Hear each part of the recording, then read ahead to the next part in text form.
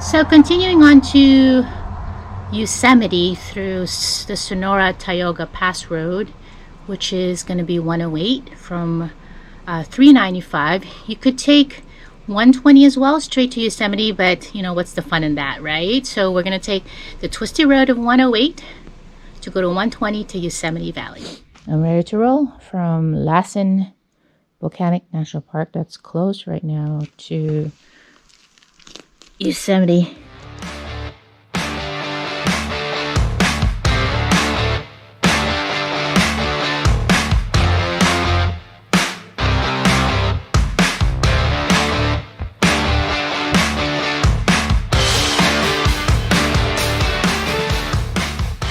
This is the normal route from Lassen National Volcanic Park to Yosemite National Park, but since we're going to take the twisties, this will not be the route that I was going to take to get to Yosemite. So instead, I made it a little twistier.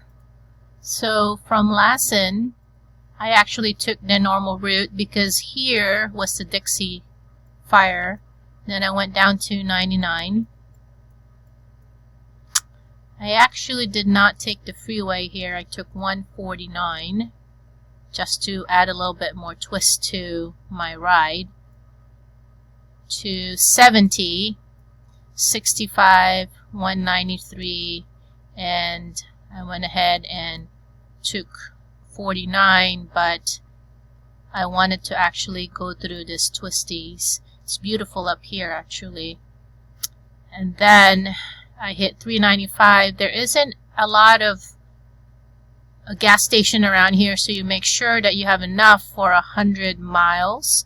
And I took 395, but instead of taking the normal route to 395 to 120 to Yosemite, I always had fun riding this route, which is the Sonora-Tioga Pass Road, which is 108, and down to 49, and then up to 120, and then to Yosemite.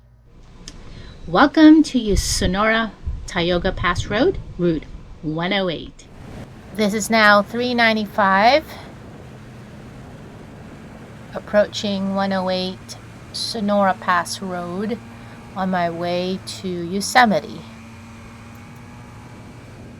Sonora Pass Tioga Road, it has an elevation of 9,624 feet, about 2,933 meters. It is the second highest highway pass in the Sierra Nevada, lower by 321 feet, about 98 meters than the Tioga Pass to the south.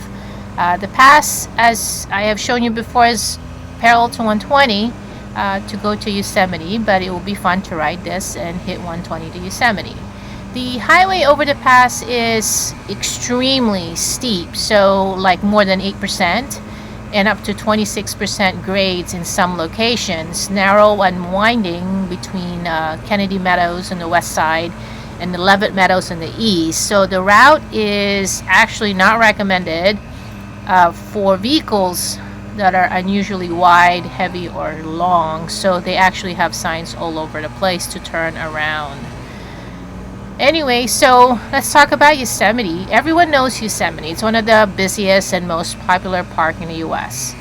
Yosemite Valley has been lived in for nearly 3,000 years, and although humans may have been actually visited this area as long as 8,000 to 10,000 years ago, the indigenous natives, the American Indians, call themselves the Ahwahnee, meaning dwellers in Ahwahnee, was related to this northern, they call it Paiute and Mono tribes. And many tribes were in this area due to trade, including the central Sierra Miwoks, who lived along the Tuolumne and the Stanislaus rivers. This is Sonora Pass 108.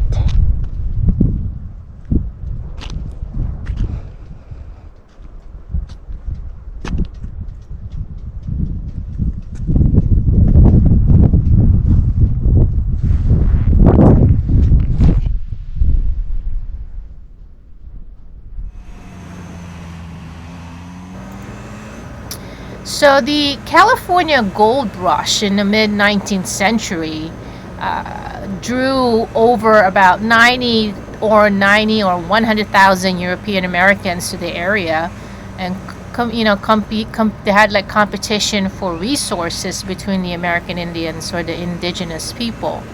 And in 1851, they call it the Mariposa Wars, supposedly, according to history, suppressed Native American resistance, and the state of California apparently funded a private militia against them. So the traitor Jim Savage was appointed in the army as a major and led the battalion into the west end of Yosemite Valley, and he was pursuing around 200 Owananichi people led by Chief Tenaya. As you know, there's what they call lodge. It's called the Tenaya Lodge, but anyway, it was named after him. And of course, accounts from this battalion were the documented reports entering the Yosemite Valley, and attached with this unit was a person named Lafayette Bunnell, who apparently wrote about the valley, and it's a book called The Discovery of the Yosemite. It was based on his interviews with Chief Tenaya, and Bunnell wrote that Chief Tenaya was the founder of the colony, but Bunnell, of course, falsely believed that he thought that the word Yosemite meant full-grown grizzly bear, but the truth is Yosemite meaning they are killers, from the Miwok term for the Owananichi people. Anyway, so the Bunnell's battalion took Chief Tenaya and the Owananichi and burned their village, which is pretty awful. The Owananichi were marched to a reservation near Fresno, and the chief and some others were later allowed to return to Yosemite Valley eventually. In the spring of 1852, they attacked supposedly a group of gold miners. They moved east to flee law enforcement. And then there is the Mono Lake that we're going to visit later. They took refuge there with the Mono tribe of Paiute. And then the Mono Paiute took the survivors as captives back to Mono Lake and absorbed them into the tribe.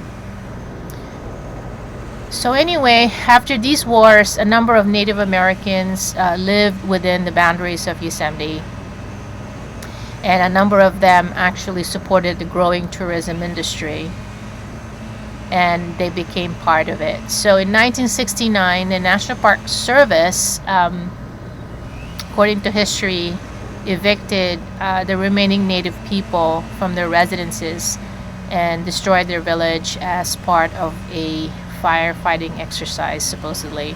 So the reconstructed Indian village of Ahwahnee has been built behind the museum, so it's located next to the visitor center. Yes, this is the history I've read. If there are other things that I don't know about, you can always make a comment down below, but this is what I've read from our history.